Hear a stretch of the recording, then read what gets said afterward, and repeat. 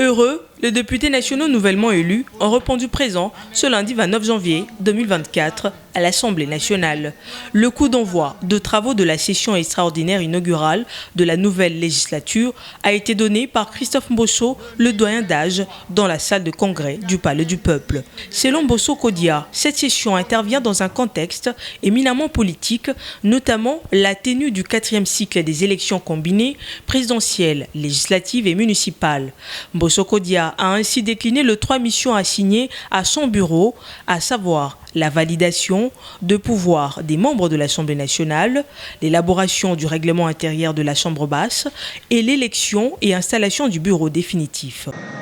Honorables députés nationaux, Messieurs les secrétaires généraux de l'Assemblée nationale,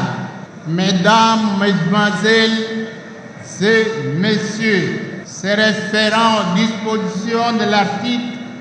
114 de la Constitution, l'Assemblée nationale ouvre ce lundi 29 janvier 2024 sa session extraordinaire inaugurale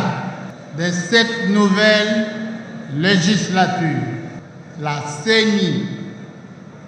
a, en date du 14 janvier 2024, publié les résultats provisoires des élections législatives qui ont permis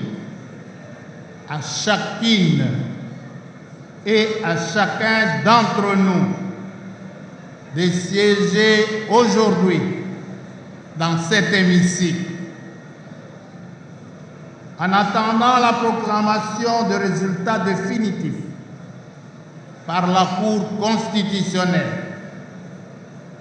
je saisis cette heureuse occasion pour vous présenter nos vives et chaleureuses félicitations pour la confiance que le peuple congolais a placée en chacune et en chacun d'entre nous et vous présente un fructueux mandat.